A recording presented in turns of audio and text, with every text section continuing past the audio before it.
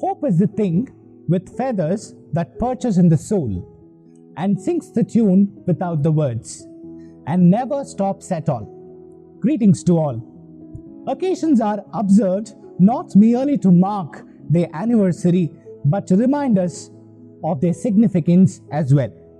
This year, it is not just to recover from the perturbing conditions of pandemic, but also to ensure that humanity recovers better from the jeopardized state.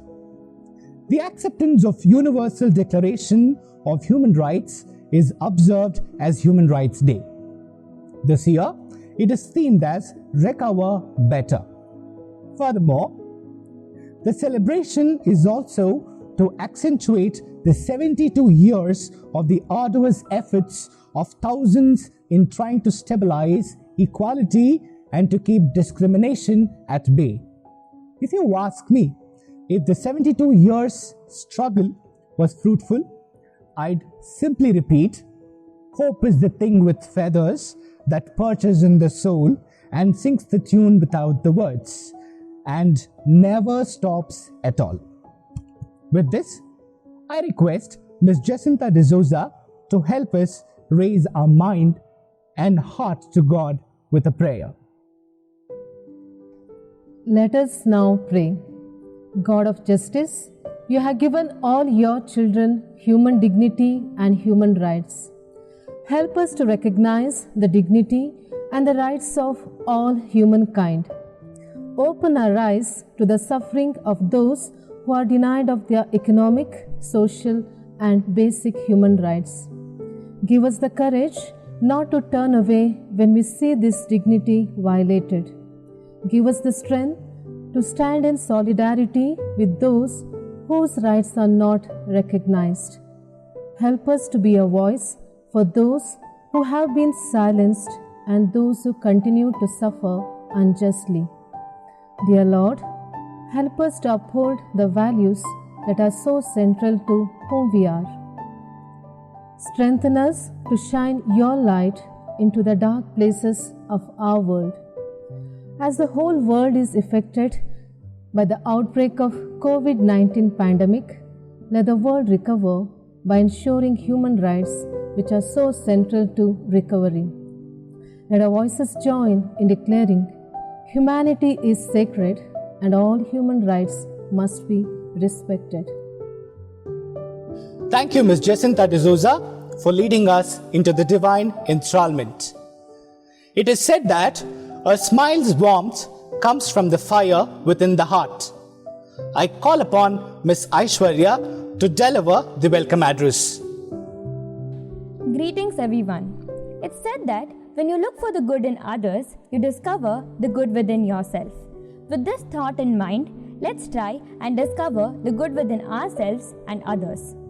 I would like to welcome our keynote speaker for today's program, Dr. Christopher Hoskins. Sir has an MA in Political Science with MPhil and PhD. His areas of specialization are International Relations and Indian Foreign Policy. Sir studied at St. Joseph's College and joined as a faculty member at St. Joseph's PU College in September 1994. Sir has served as the Governor of the Student Council, Director of SSA and Cultural Coordinator, and is the HOD of the Department of Humanities.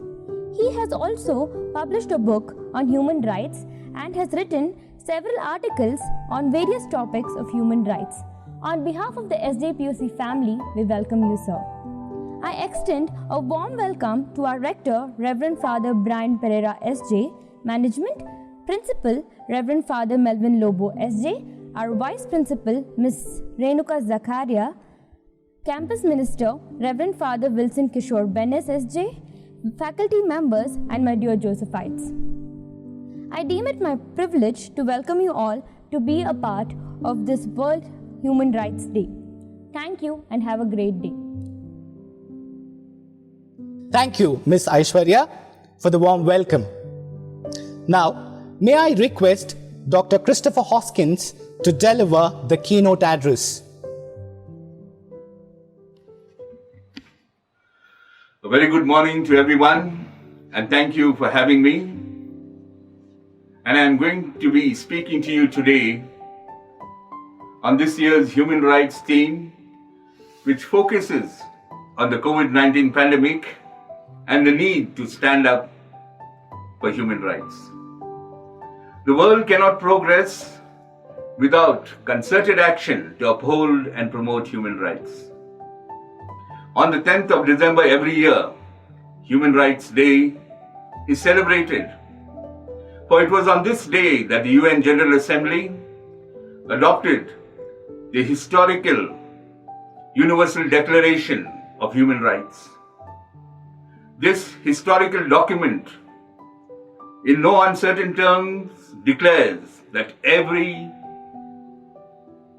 human being should enjoy his inalienable human rights, and that every human being is entitled to enjoy these rights regardless of race, color, religion, language, etc.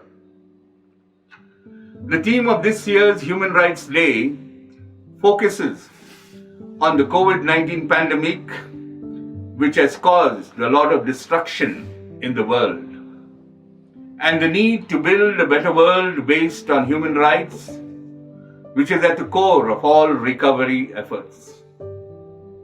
We are all aware of the manner in which human rights are violated. Scant respect shown to human rights during the outbreak of the pandemic.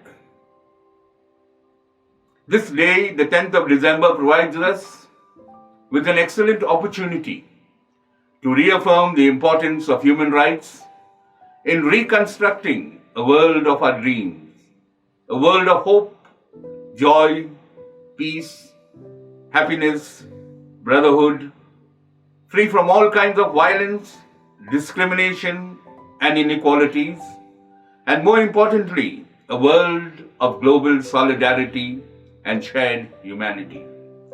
Let us adhere to the call of the UN faithfully and sincerely to stand up for human rights. Place human rights at the center of our thought and action process.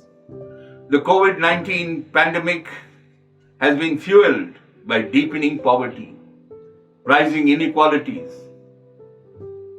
and discrimination. Only when we stand up for human rights in sincerity and honesty, we can build back a world that is better, more resilient, just and sustainable, free from discrimination of any kind, address inequalities and encourage participation and solidarity.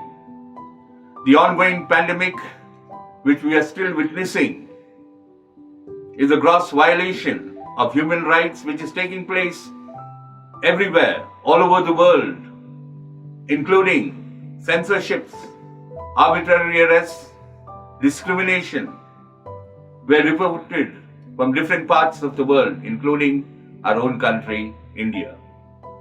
Responses to public health emergencies are hindered due to human rights violations.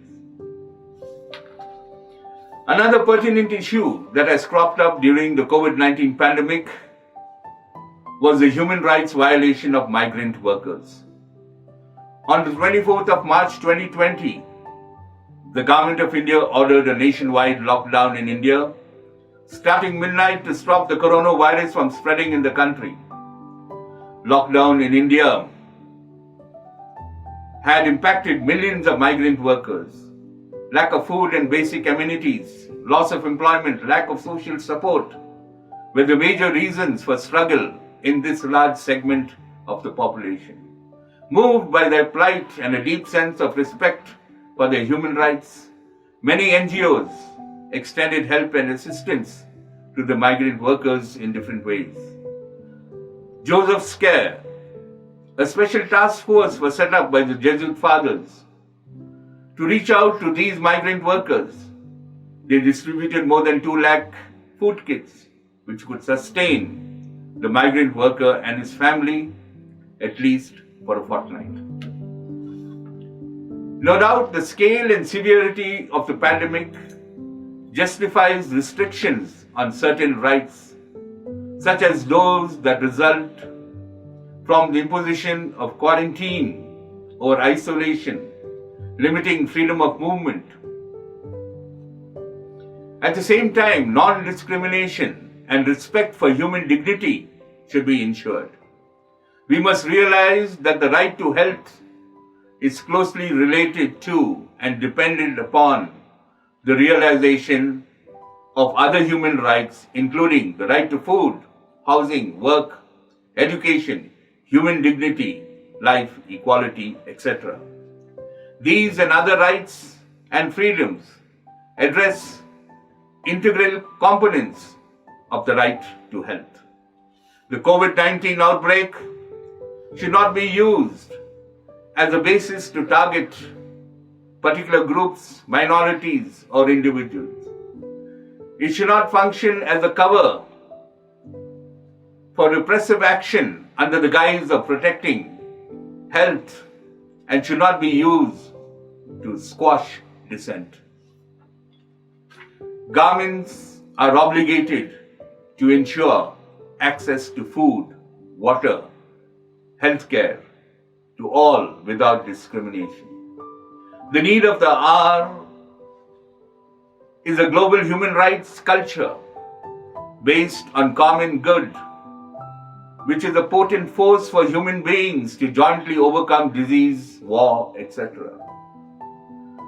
This human rights culture also points the way forward for a post-COVID-19 recovery.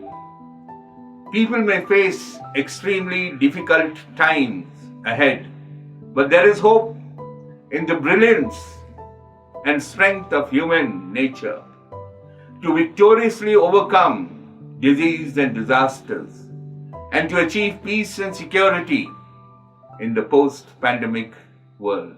Thank you. A wise man once said, "To befriend a wise person is to acquaint a library." Thank you, sir, for the inundating information. Now, I call upon Mr. John Paul to take us through the Universal Declaration of Human Rights. Greetings to one and all. The Universal Declaration of Human Rights. On the 10th of December 1948, the General Assembly of the United Nations adopted and proclaimed the Universal Declaration of Human Rights. The UDHR has a preamble and 30 articles in it. Some of the articles from the UDHR are as follows. Article 1. All human beings are born free and equal in dignity and rights. They are endowed with reason and conscience and should act towards one another in a spirit of brotherhood. Article 3. Everyone has a right to life, liberty, and security of person. Article 4. No one shall be held in slavery or servitude. Slavery and the slave trade shall be prohibited in all forms. Article 5. No one shall be subject to torture or to cruel, inhuman, or degrading treatment or punishment. Article 9. No one shall be subjected to arbitrary arrest, detention, or exile. Article 10. Everyone is entitled in full equality to a fair and public hearing by an independent and impartial tribunal, in the determination of his rights and obligations and of any criminal charge against him. Article 15.1. Everyone has the right to a nationality. Article 15.2. No one shall be arbitrarily deprived of his nationality or denied the right to change his nationality. Article 20.1. Everyone has the right to freedom of peaceful assembly and association. Article 22. No one may be compelled to belong to an association. Article 23.1. Everyone has the right to work, to free choice of employment, to just and favorable conditions of work, and to protection against unemployment. Article 23.2. Everyone, without any discrimination, has the right to equal pay for equal work. Article 23.3. Everyone has the right to just and favorable remuneration, ensuring for himself and his family an existence worthy of human dignity, and supplemented, if necessary, by other means of social protection. Article 23.4. Everyone has the right to form and to join the trade unions for the protection of his interests. Article 24. Everyone has the right to rest and leisure, including reasonable limitation of working hours and periodic holidays with pay. Article 26(1). Everyone has the right to education. Education shall be free, at least in the elementary and fundamental stages. Elementary education shall be compulsory. Technical and professional education shall be made generally available, and higher education shall be equally accessible to all on the basis of merit. Article 26(2). Education shall be directed to the full development of human personality and to the strengthening of respect for human rights and fundamental freedoms. It shall promote understanding, tolerance, and friendship among all nations, racial or religious groups, and shall further the activities of the United Nations for the maintenance of peace. Article 29(1).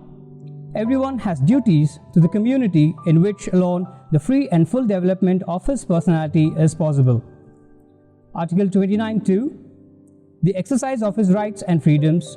Everyone shall be subject only to such limitations as are determined by law solely for the purpose of securing due recognition and respect for the rights and freedoms of others and of meeting the just requirements of morality, public order, and general welfare in the democratic society. Article 29(3). These rights and freedoms may in no case be exercised contrary to the purpose and principles of the United Nations. Thank you. Let's celebrate life. Thank you, Mr. John Paul. I suppose it is the need of the hour to be reminded of the Universal Declaration of Human Rights. Now, we will watch a short video, a simple depiction of human rights.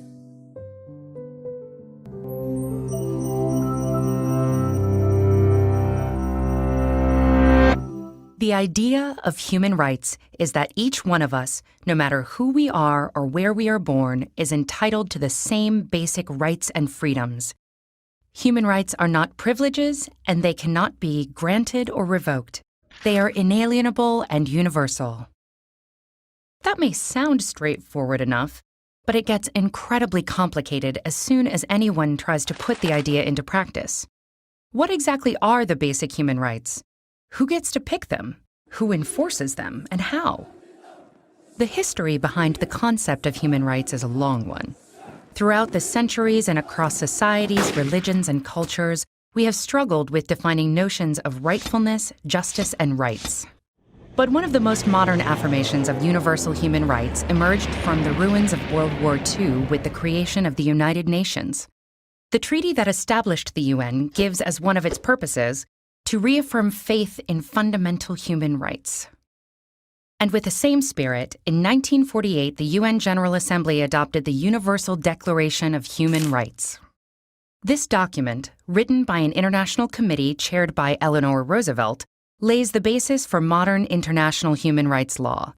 The Declaration is based on the principle that all human beings are born free and equal in dignity and rights. It lists 30 articles recognizing, among other things, the principle of non-discrimination and the right to life and liberty. It refers to negative freedoms, like the freedom from torture or slavery, as well as positive freedoms, such as the freedom of movement and residence.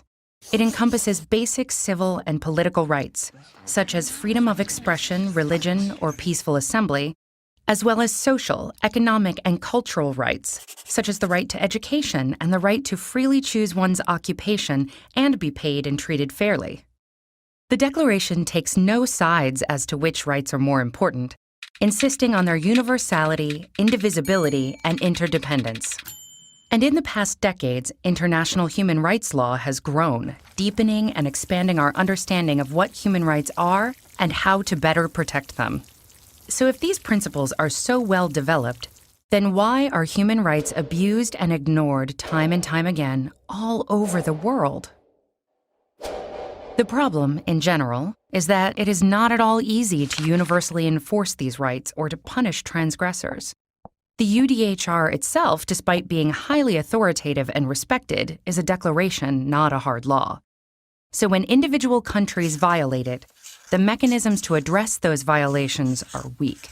For example, The main bodies within the UN in charge of protecting human rights mostly monitor and investigate violations. But they cannot force states to, say, change a policy or compensate a victim. That's why some critics say it's naive to consider human rights a given in a world where state interests wield so much power. Critics also question the universality of human rights and emphasize that their development has been heavily guided by a small number of mostly Western nations, to the detriment of inclusiveness. The result? A general bias in favor of civil political liberties over socio-political rights, and of individual over collective or groups' rights. Others defend universal human rights laws and point at the positive role they have on setting international standards and helping activists in their campaigns. They also point out that not all international human rights instruments are powerless. For example, the European Convention on Human Rights establishes a court where the 47 member countries and their citizens can bring cases. The court issues binding decisions that each member state must comply with. Human rights law is constantly evolving, as are our views and definitions of what the basic human rights should be.